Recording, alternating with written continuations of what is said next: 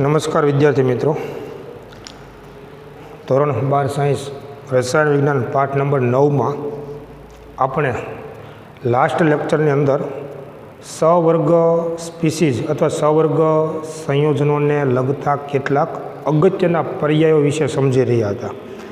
એનો મતલબ સવર્ગ સંયોજનોને સમજવા માટે જે કેટલીક અગત્યની બાબતો સમજવી જરૂરી છે એની આપણે ચર્ચાઓ કરી રહ્યા છીએ. અને એની અંદર 3 બાબતો આપણે સમજ્યા હતા. એક સવર્ગ સ્પીસીઝ, મધ્યસ્થ પરમાણુ અથવા આયન અને લિગેન્ડ. આ 3 અગત્યના પર્યાયો એ આપણે લાસ્ટ લેક્ચરની અંદર સમજેલા છીએ. એમાં લિગેન્ડ કોને કહેવાય અને એનું વર્ગીકરણ ઉદાહરણ સાથે આપણે લાસ્ટ લેક્ચરની અંદર સમજ્યા હતા. ચોથો જે અગત્યનો પર્યાય છે એ છે સવર્ગાંક છે, જેને ઇંગ્લિશમાં કોઓર્ડિનેશન નંબર તરીકે ઓળખવામાં આવે છે, એટલે ટૂંકમાં CN તરીકે પણ દર્શાવવામાં આવે છે. તમે યાદ કરો મિત્રો કે જ્યારે આપણે વર્ણનનો સવર્ગ સિદ્ધાંત સમજ્યા હતા ત્યારે પણ સવર્ગાંક કોને કહેવાય એની આપણે ચર્ચા કરેલી છે. એને તમે ફરી વખત યાદ કરી લો કે સંક્રાંતિ ધાતુ આયનની જે દ્વિતીયક સંયોજકતા છે એને જ આપણે એનો સવર્ગાંક તરીકે ઓળખીએ છીએ. બીજી ભાષામાં કહીએ તો સંકીર્ણ સંયોજનોમાં સંક્રાંતિ ધાતુ આયન સાથે જે સવર્ગ સહસંયોજક બંધ બને છે એની જે સંખ્યા છે એને જ આપણે સવર્ગાંક અથવા એને ઇંગ્લિશમાં કોઓર્ડિનેશન નંબર તરીકે આપણે ઓળખીએ છીએ. એટલે આપણી બુકમાં એની એવી રીતે વ્યાખ્યા આપેલી છે કે સવર્ગાંક અથવા કોઓર્ડિનેશન નંબર કોને કહેવાય તો લિગેન્ડના કોઈ પણ દાતા પરમાણુ કે જે સીધા સંક્રાંતિ ધાતુ આયન સાથે બંધિત થયેલા છે, આ દાતા પરમાણુની સંખ્યાને પણ સવર્ગાંક અથવા તો કોઓર્ડિનેશન નંબર તરીકે ઓળખવામાં આવે છે.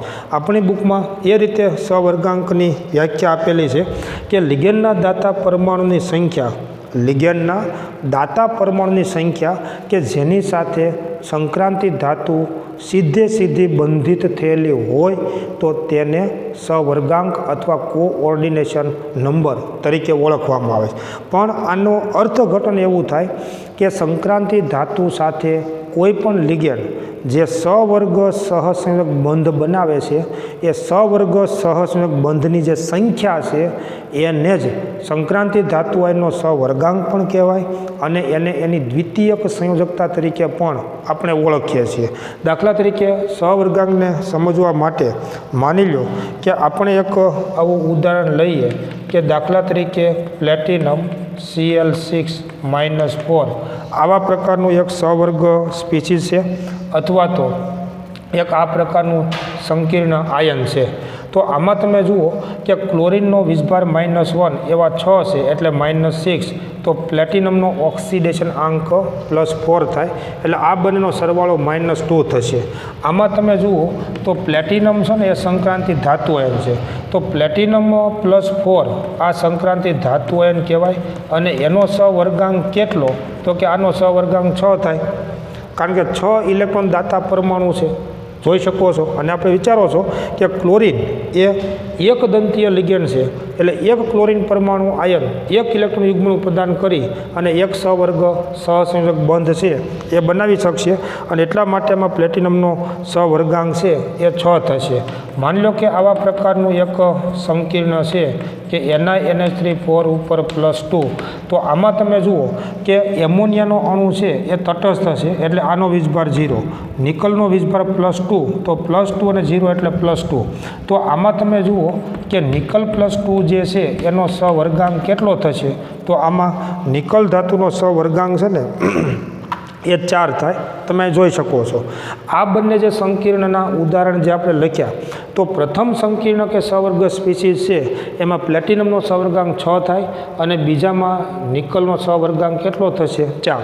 અને એ કહી શકશો, જોઈ શકશો કે આમાં કુલ 6 સવર્ગ સહસંયોજક બંધ બનશે, આમાં કુલ 4 સવર્ગ સહસંયોજક બંધ બનશે.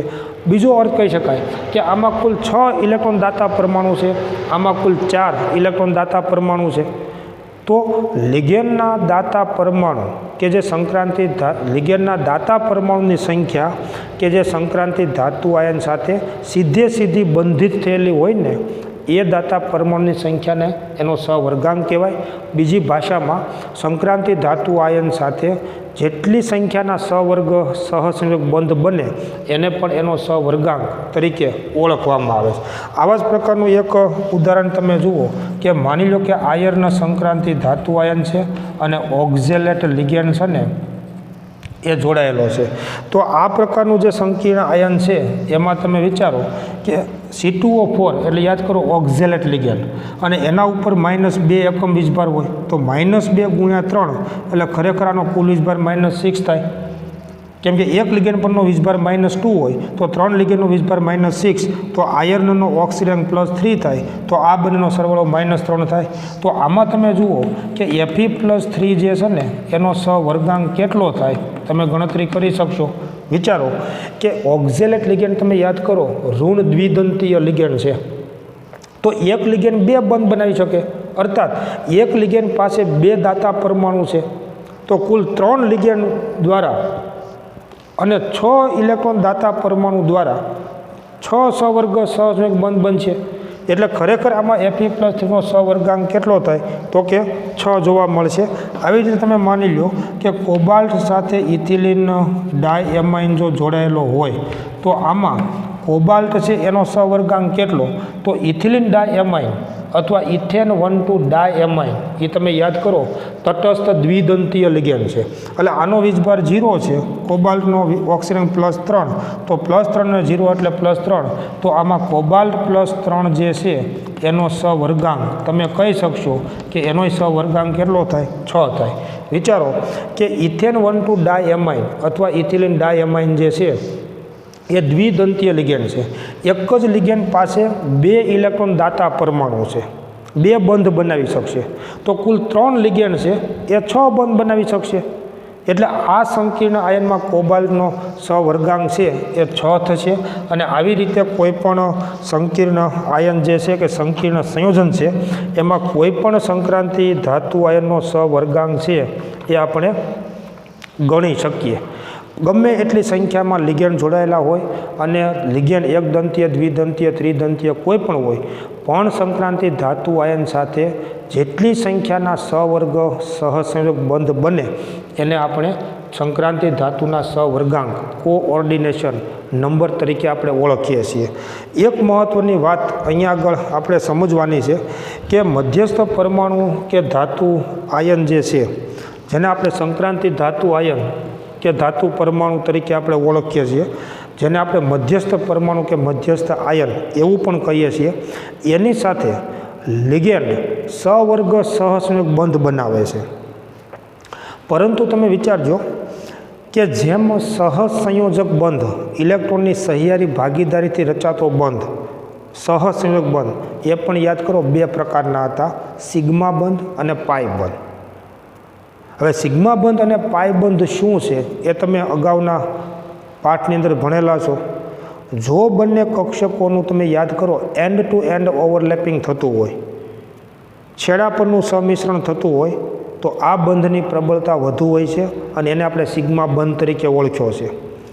જો બંને અયુગ્મિત ઇલેક્ટ્રોન ધરાવતી જે પરમાણવીય કક્ષકો કે સંકર કક્ષકો છે એનું સાઇડ વાઇઝ ઓવરલેપિંગ થતું હોય બાજુમાંથી સમિશ્રણ થતું હોય તો આવા સમિશ્રણની માત્રા ઓછી હોય છે એ બંધ નિર્બળ બંધ છે અને એને આપણે પાઈ બંધ તરીકે ઓળખ્યો છે. એવી જ રીતે સહવર્ગ સંયોજનોમાં પણ જે આ સહવર્ગ સહસંયોજક બંધ બને છે એ પણ સિગ્મા બંધ પ્રકારનો પણ હોઈ શકે અને પાઈ બંધ પ્રકારનો પણ હોઈ શકે.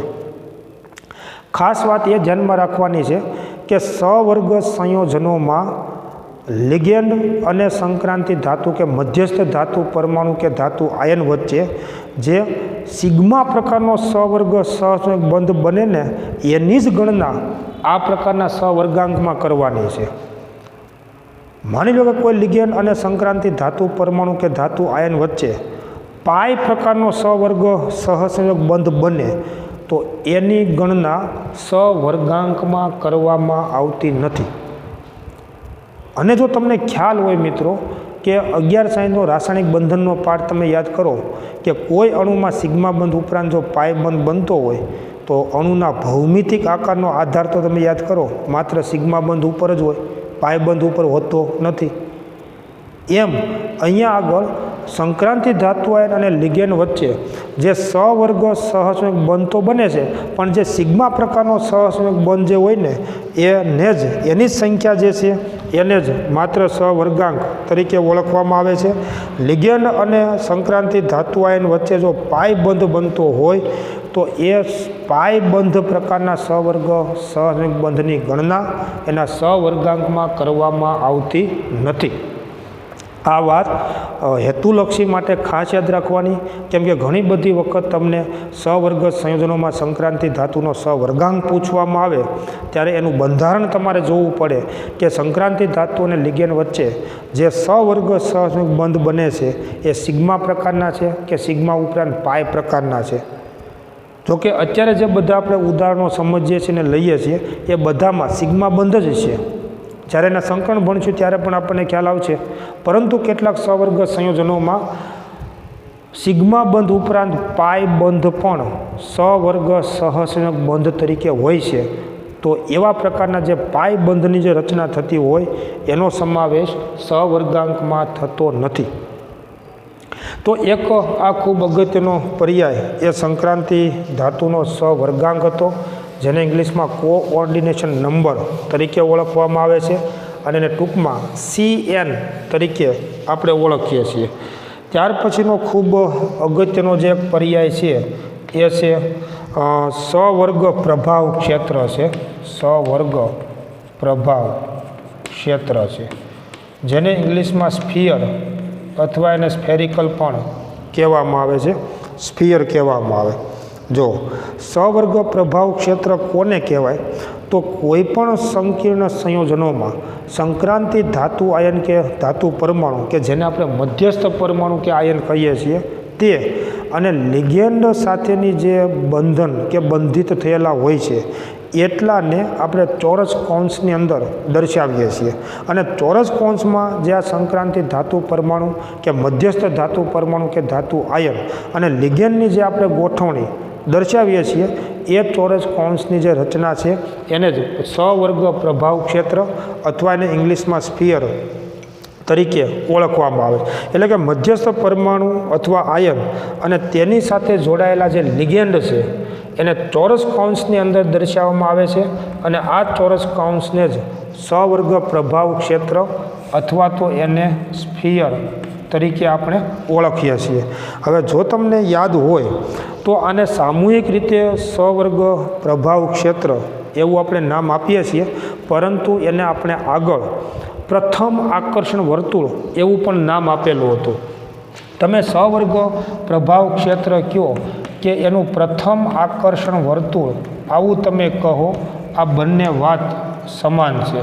પ્રથમ આકર્ષણ વર્તુળ જે શું બતાવે છે તો સંકીર્ણ સંયોજનોમાં મધ્યસ્થ ધાતુ પરમાણુ કે ધાતુ આયન અને એની સાથે સીધા જ જોડાયેલા કે બંધિત થયેલા લિગેન્ડની રચના એમાં દર્શાવવામાં આવે છે.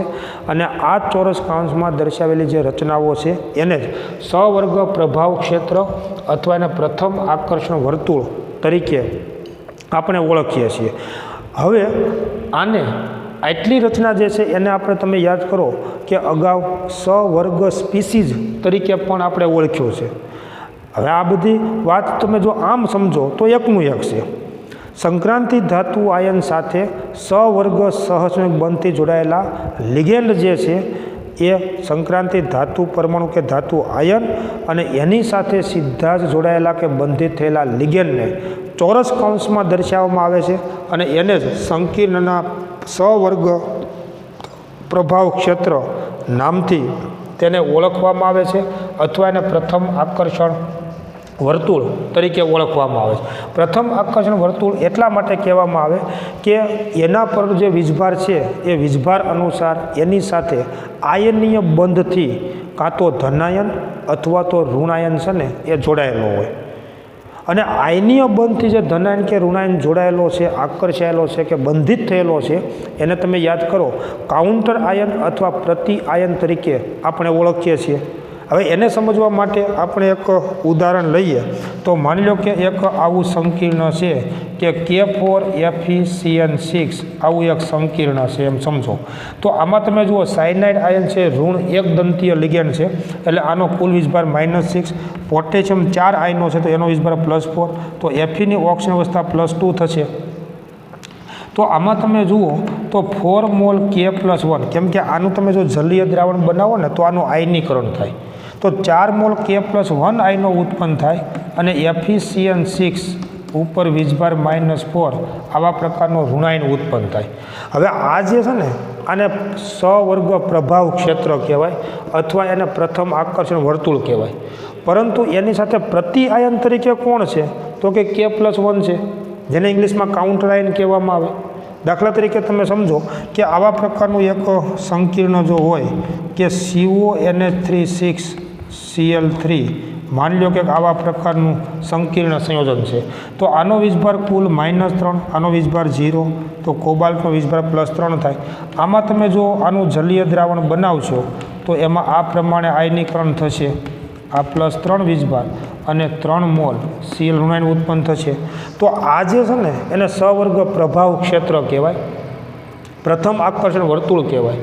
કારણ કે શું બતાવે છે તો મધ્યસ્થ ધાતુ પરમાણુ કે ધાતુ આયન અને એની સાથે સીધા જોડાયેલા જે લિગેન્ડ છે ને એટલી રચનાને દર્શાવવામાં આવે છે. એને સવર્ગ પ્રભાવ ક્ષેત્ર અથવા પ્રથમ આકર્ષણ વર્તુળ કહેવાય. જેની સાથે આયનીય બંધથી જોડાયેલા ધનાયન અથવા ઋણાયન જે છે એને પ્રતિ આયન અથવા કાઉન્ટર આયન તરીકે પણ એને ઓળખવામાં આવે છે, પ્રતિ આયન કહેવાય. બરાબર, કે જે સવર્ગ પ્રભાવ ક્ષેત્ર સાથે આયનીય બંધથી જોડાયેલા હોય અને એટલે તો એનું આયનીકરણ થઈ શકે છે.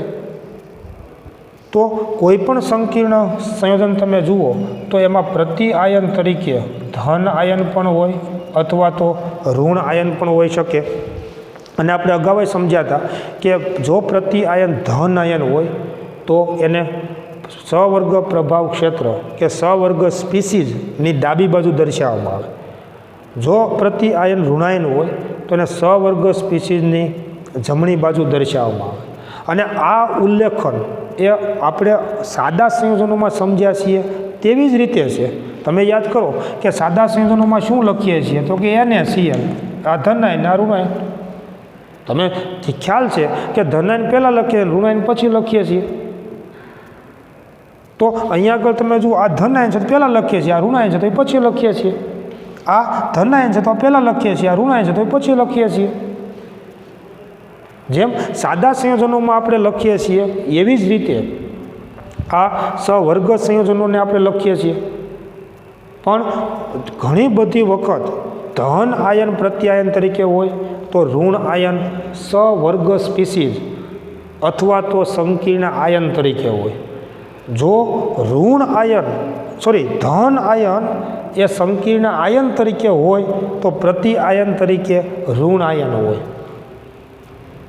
પણ જે હોય તે ધન આયન હંમેશા પહેલાં લખવાનો અને ઋણાયન હંમેશા પછી લખવાનો, સાદા સંયોજનોની જેમ જ. એટલે એમ કહીએ છીએ કે જો પ્રતિ આયન તરીકે ધન આયન હોય તો એને સવર્ગ સ્પીસીઝ અથવા સવર્ગ પ્રભાવ ક્ષેત્રની ડાબી બાજુ લખવાનો અને જો પ્રતિ આયન ઋણાયન હોય તો સવર્ગ સ્પીસીઝની જમણી બાજુ એને દર્શાવવામાં આવે અને એ આયનીય બંધથી જોડાયેલા હોય. આ પ્રતિ આયન આની સાથે આયનીય બંધથી જોડાયેલા છે એટલે જ આને સવર્ગ પ્રભાવ ક્ષેત્ર કહેવામાં આવે અથવા તો એને પ્રથમ આકર્ષણ વર્તુળ તરીકે પણ એને ઓળખવામાં આવે છે, કે જેને આપણે અગાઉ સવર્ગ સ્પીસીઝ તરીકે પણ ઓળખતા હતા. માની લો કે ઘણી બધી વખત આ સવર્ગ પ્રભાવ ક્ષેત્ર પરનો વીજભાર 0 હોય તો પ્રતિ આયન તરીકે કોઈ જોડાયેલું હશે નહીં. દાખલા તરીકે તમે જુઓ કે NiCO4 આમ હું લખું તો આ સંકીર્ણ જે છે એનું સવર્ગ પ્રભાવ ક્ષેત્રનો વીજભાર 0 છે, તો પ્રતિ આયન તરીકે આમાં કોઈ નહીં હોય. આ સમજી શકીએ આપણે. તો આવા પ્રકારનો પાંચમો જે પર્યાય છે એ સવર્ગ પ્રભાવ ક્ષેત્ર છે. ત્યાર પછીનો એક મુદ્દો આપણે સમજવાનો છે અને એ છે સવર્ગ બહુફલક તરીકે એને આપણે ઓળખીએ છીએ. સવર્ગ બહુફલક એટલે કે પોલીહેડ્રા તરીકે પણ એને ઓળખવામાં આવે છે. સવર્ગ બહુફલક. જુઓ, આની પણ આપણે અગાઉ ચર્ચા કરેલી છે કે સવર્ગ બહુફલક અથવા પોલીહેડ્રોન કોને કહેવામાં આવે. તો સાવ સાદી ભાષામાં આપણે વાત કરીએ તો સંક્રાંતિ ધાતુ આયન સાથે સવર્ગ સહસંયોગ બંધથી જે લિગેન્ડ જોડાય છે એ સવર્ગ સહસંયોગ બંધ દિશાકીય અથવા સદિશ ગુણધર્મ ધરાવે છે. અને એટલા માટે મધ્યસ્થ પરમાણુ કે ધાતુ આયનની આસપાસ કે એની ફરતે લિગેન્ડ એ કોઈ ચોક્કસ પ્રકારની ભૌમિતીય ગોઠવણી કે એ અવકાશીય ગોઠવણી ધરાવે છે. અને આવી વિવિધ પ્રકારની જે ભૂમિતીય ગોઠવણી કે અવકાશીય ગોઠવણી લિગેન્ડની જોવા મળે છે એને સવર્ગ બહુફલક કે પોલીહેડ્રોન તરીકે તેને ઓળખવામાં આવે છે.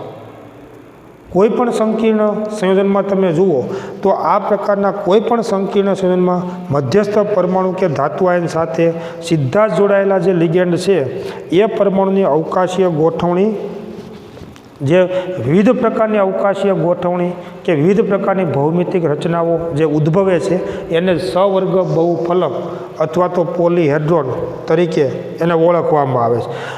ઘણા બધા પ્રકારની ભૌમિતિક ગોઠવણી એ હોય છે સવર્ગ સંયોજનોમાં, પરંતુ સામાન્ય રીતે અષ્ટફલકીય, સમચતુષ્ફલકીય અને સમચોરસ આ ત્રણ ભૌમિતિક રચનાઓ એ ખાસ કરીને મોટાભાગના સવર્ગ સંયોજનો છે એમાં જોવા મળતી હોય.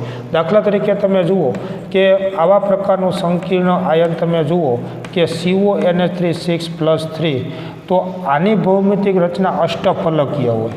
કારણ કે તમે જોઈ શકશો કે કોબાલ્ટ જે સંક્રાંતિ ધાતુ આયન છે એની સાથે કુલ 6 સવર્ગ સહસંયોગ બંધ બનાવે છે. અને આ 6 સવર્ગ સહસંયોગ બંધ જે છે એ અષ્ટફલકીય રીતે ગોઠવાયેલા હોય છે અથવા તો એની ભૂમિતિ અષ્ટફલકીય હોય.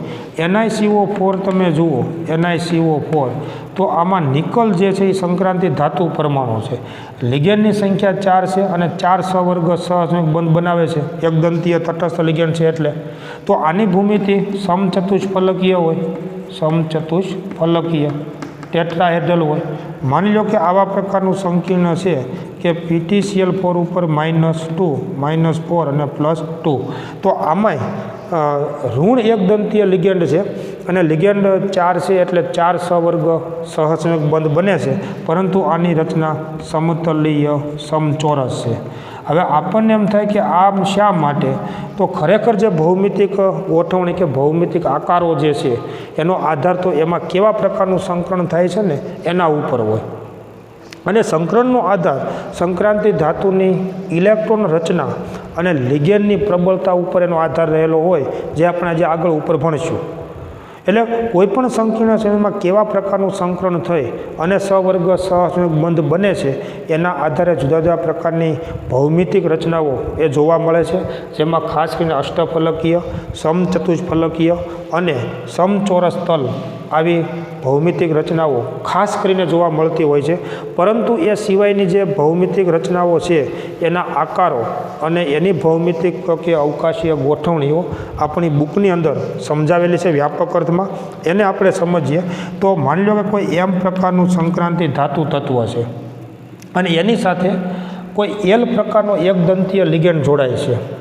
હવે એકદંતીય લિગેન્ડ જો હોય તો તમે યાદ કરો કે એક જ સવર્ગ સહસંયોગ બંધ બનાવશે.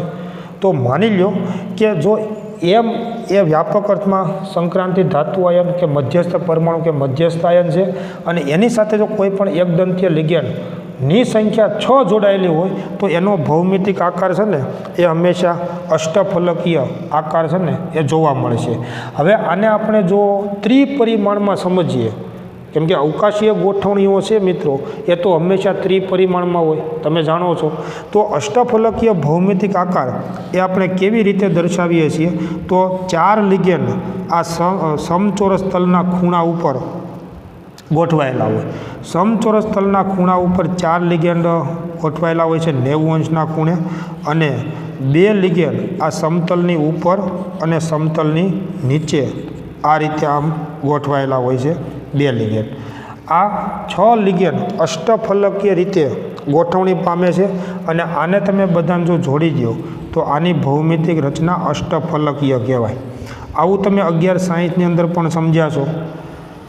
તો એમ એ સંક્રાંતિ ધાતુ આયન છે, અને એલ છે ને એ એકદંતીય એકદંતીય લિગેન્ડ છે. એટલે આ અષ્ટફલકીય ભૌમિતિક આકાર જોવા મળે છે, જેને ML6 પ્રકારનું સંકીર્ણ પણ કહી શકાય. પણ ખાસ ધ્યાન રાખવાનું કે એલ એટલે એકદંતીય લિગેન્ડ સમજવાનો, અને તો જ લિગેન્ડની સંખ્યા 6 હોય, અને 6 સવર્ગ સહસંયોજક બંધ છે એ બનશે. સમચતુષ્ફલકીય રચનાઓ કેવા પ્રકારની હોય તો તમે સમચતુષ્ફલકીય આકારો પણ અગાઉ તમે સમજ્યા છો કે 109 અંશ ને 28 કલાના ખૂણે ગોઠવણી થયેલી હોય. તમે યાદ કરો બરાબર, 109 અંશ અને 28 કલાના ખૂણે ગોઠવણી થતી હોય છે. જો એમ એ કોઈ પણ સંક્રાંતિ ધાતુ આયન છે. 3 લિગેન્ડ આ રીતે આમ ત્રિકોણના ખૂણા ઉપર હોય, અને આવો સવર્ગ સહસંયોજક બંધ બનાવે છે. ચોથો લિગેન્ડ જે છે એ આની ઉપર હોય, અને આ 4 લિગેન્ડ જે છે ને એ સંક્રાંતિ ધાતુ આયન સાથે 109 અંશ અને 28 કલાનો ખૂણો બનાવે છે. આવા પ્રકારનો જે ભૌમિતિક આકાર છે એને આપણે સમચતુષ્ફલકીય તરીકે ઓળખીએ છીએ, અને આને ML4 પ્રકારના સંકીર્ણ તરીકે પણ ઓળખવામાં આવે. સમચોરસ ભૌમિતિક આકાર કેવો હોય તો સંક્રાંતિ ધાતુ આયન એમ છે, એની આસપાસ સમચોરસના ખૂણા ઉપર કુલ 4 લિગેન્ડ છે એ સવર્ગ સહસંયોજક બંધથી જોડાયેલા હોય છે. આ રીતે આમ બરાબર 90 અંશના ખૂણે. એટલે બધા ભૌમિતિક આકારો અને એમની વચ્ચેના બંધકોણ પણ તમે જાણો છો કે આ જે ભૌમિતિક રચના છે એ સમચોરસ કહેવાય, અને એને પણ ML4 પ્રકારના સંકીર્ણ તરીકે ઓળખવામાં આવે. હવે બંનેમાં જો લિગેન્ડની સંખ્યા 4 હોય અને 4 જ સવર્ગ સહસંયોજક બંધ બનતા હોય તો પણ ભૌમિતિક આકાર શા માટે જુદો? તો એના માટે જવાબદાર એનું સંકરણ છે, જે આપણે આગળ ઉપર હજી ભણીશું. ત્યાર પછી કેવા પ્રકારની ભૌમિતિક રચના ઉદ્ભવે તો ત્રિકોણીય દ્વિપિરામિડલ ભૌમિતિક રચનાઓ છે એ પણ જોવા મળશે. અને ત્રિકોણીય દ્વિપિરામિડલ ભૌમિતિક રચનાઓ એ તમે 1160માં સમજ્યા છો કે ત્રિકોણીય દ્વિપિરામિડલ આ એમ પ્રકારની કોઈ પણ સંક્રાંતિ ધાતુ છે. 3 લિગેન્ડ એક જ સમતલમાં 120 અંશના ખૂણે ગોઠવાયેલા હોય, 1, 2 અને 3. ચોથો લિગેન્ડ આ સમતલની ઉપર, અને 5મો લિગેન્ડ જે છે એ આ સમતલની નીચે સવર્ગ સહસંયોજક બંધથી જોડાયેલો. તમને યાદ છે કે ફોસ્ફરસ પેન્ટાક્લોરાઇડનું બંધારણ તમે યાદ કરો, PCl5, એનો અણુ આકાર ત્રિકોણીય દ્વિપિરામિડ હતો, અને એની બંધ રચના આમ જ હોય. અહીંયા ફોસ્ફરસ હોય તો બાકીના 5 ક્લોરીન પરમાણુ આ રીતે જોડાયેલા હોય, પણ ત્યાં સહસંયોજક બંધ હતો, અને અહીંયા વાત કરીએ છીએ આપણે સવર્ગ સહસંયોજક બંધની. તો આ જે લિગેન્ડ છે એનો આ ભૌમિતિક આકાર ત્રિકોણીય દ્વિપિરામિડ છે. અને ત્રિકોણીય દ્વિપિરામિડલ ભૌમિતિક આકાર કોને કહેવાય એ તમે ખાસ જાણો છો. મધ્યમાં ત્રિકોણ અને ઉપર નીચે પિરામિડ, એટલે ત્રિકોણીય દ્વિપિરામિડલ આકાર તરીકે ઓળખવામાં આવે. તો ત્રિકોણીય દ્વિપિરામિડલમાં તમે જુઓ કે કુલ 5 બંધ બને છે, એટલે એને ML5 પ્રકારના સંકીર્ણ તરીકે પણ ઓળખવામાં આવે. 5 જ બંધ હોય લિગેન્ડ સાથેના તો એનો આકાર ચોરસ પિરામિડલ પણ જોવા મળે. તો આવા પ્રકારનો ભૌમિતિક આકાર હોય. આકાર બદલાય છે એનું કારણ એમાં સંકરણ બદલાતું હોય, એટલે કેવું સંકરણ થાય છે એના આધારે ભૌમિતિક આકારો છે એ જોવા મળશે. તો 4 લિગેન્ડ છે એ એક જ સમતલમાં 90 અંશના ખૂણે ગોઠવાયેલા હોય છે આ પ્રમાણે, અને 5મો લિગેન્ડ જે છે એ આ સમતલની ઉપર 90 અંશના ખૂણે હોય. તો આને તમે જો જોડી દો તો આ તમે જુઓ કે તળિયામાં ચોરસ છે અને ઉપર પિરામિડ છે એટલે આને ચોરસ પિરામિડલ ભૌમિતિક આકાર તરીકે ઓળખવામાં આવે અને એ પણ ML5 પ્રકારનું સંકીર્ણ કહી શકાય. તો તમે જોઈ શકો છો મિત્રો કે કેવા પ્રકારનું સંકરણ થશે એ અનુસાર જુદા જુદા સવર્ગ સંયોજનોના આવા જુદા જુદા ભૌમિતિક આકારો, ભૌમિતિક ગોઠવણીઓ કે અવકાશીય ગોઠવણી જોવા મળશે અને એને જ સવર્ગ બહુફલક પોલીહેડ્રોન તરીકે આપણે એને ઓળખીએ છીએ. કોઈ સંકીર્ણ સંયોજનમાં કેવા પ્રકારનો ભૌમિતિક આકાર ઉદ્ભવશે એ તો હજી જ્યારે આપણે એના સંકરણ સમજીશું ત્યારે ખ્યાલ આવશે. તમને થોડો ખ્યાલ છે તે પ્રમાણે યાદ કરો કે જો sp3 સંકરણ થતું હોય ને તો હંમેશા આકાર સમચતુષ્ફલકીય હોય. sp3d2 અથવા d2sp3 પ્રકારનું જો સંકરણ થતું હોય તો હંમેશા આકાર અષ્ટફલકીય હોય. sp3d પ્રકારનું જો સંકરણ થતું હોય તો આકાર ત્રિકોણીય દ્વિપિરામિડલ હોય. dsp2 પ્રકારનું સંકરણ થતું હોય તો આકાર સમચોરસ હોય. આપણે ભણીશું કે જે પ્રકારના સંકરણ થશે એને અનુરૂપ જુદા જુદા પ્રકારના ભૌમિતિક આકારો એ સંકીર્ણ સંયોજનોમાં જોવા મળશે અને એને જ સવર્ગ બહુફલક પોલીહેડ્રોન તરીકે એને ઓળખવામાં આવે છે. ખાસ કરીને આ બધા ભૌમિતિક આકારોમાંથી મેં તમને કીધું તે પ્રમાણે મોટાભાગના સવર્ગ સંયોજનોમાં અષ્ટફલકીય, સમચતુષ્ફલકીય, સમચોરસ આવા પ્રકારના ભૌમિતિક આકારો ધરાવતા સંકીર્ણ સંયોજનો વિશેષ પ્રમાણમાં જોવા મળે છે. તો આ એક ખૂબ અગત્યનો પર્યાય હતો અને એ છે સવર્ગ બહુફલકીય. ત્યાર પછી મધ્યસ્થ પરમાણુનો ઓક્સિડેશન આંક અને હોમોલેપ્ટિક અને હિટ્રોલેપ્ટિક સંકીર્ણ કોને કહેવાય એ આપણે સમજવાનું છે. મધ્યસ્થ પરમાણુનો ઓક્સિડેશન આંક જે 5, 6 પછી 7મો મુદ્દો છે કે મધ્યસ્થ પરમાણુનો ઓક્સિડેશન આંક. હવે આ જે છે મિત્રો તો આ તો આપણે ખૂબ સારી રીતે જાણીએ છીએ. સંક્રાંતિ ધાતુ પરમાણુ કે ધાતુ આયનનો ઓક્સિડેશન આંક કેવી રીતે ગણી શકાય એ તો આપણે ગણતરી અનેક વખત કરેલી છે, જેની વ્યાખ્યામાં આપણને એવું સમજાવેલું છે કે કોઈપણ સવર્ગ સંયોજનોમાં સંક્રાંતિ ધાતુ પરમાણુ કે ધાતુ આયન સાથે ઇલેક્ટ્રોન યુગ્મની ભાગીદારી સાથે જે લિગેન્ડ જોડાયેલા છે એ ઇલેક્ટ્રોન યુગ્મ સાથે જો દૂર કરવામાં આવે તો સંક્રાંતિ ધાતુ પરનો જે વીજભાર છે એને એના ઓક્સિડેશન આંક તરીકે ઓળખવામાં આવે.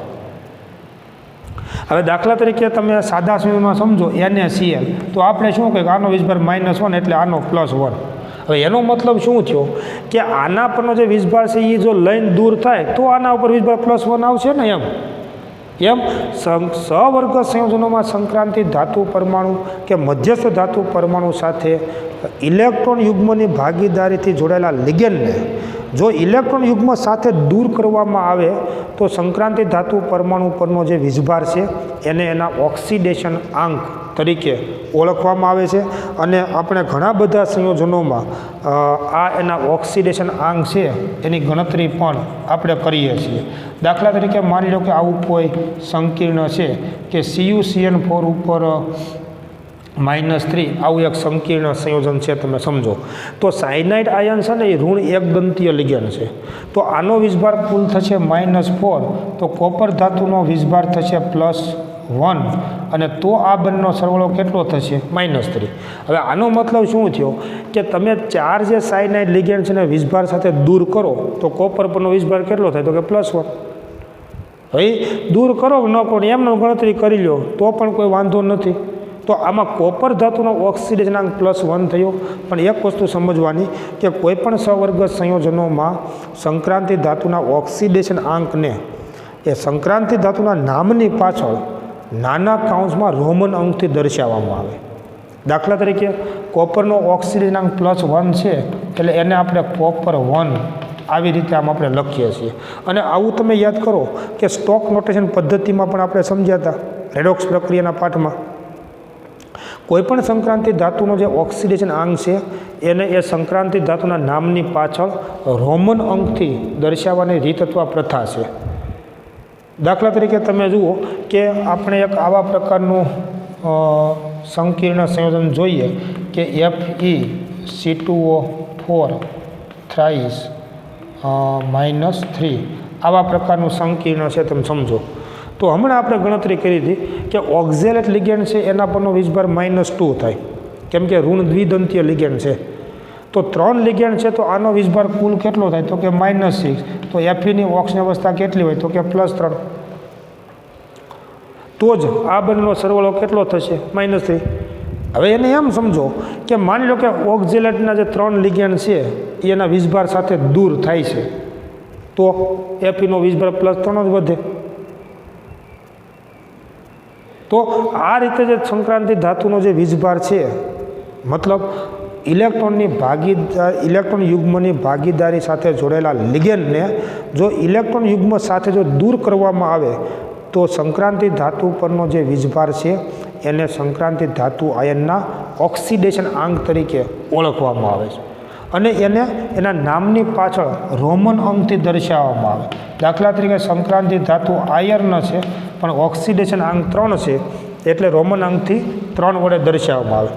એક વાતની તમને ખ્યાલ આવશે કે કોઈ પણ સવર્ગ સંયોજનોમાં આ જે મધ્યસ્થ પરમાણુ કે આયન છે ને સંક્રાંતિ ધાતુ છે અને ધાતુનો ઓક્સિડેશન આંક હંમેશા ધન હોય અથવા તો વધુમાં વધુ 0 હોય, પણ ઋણ તો ક્યારેય નહીં હોય કેમ કે ધાતુ છે.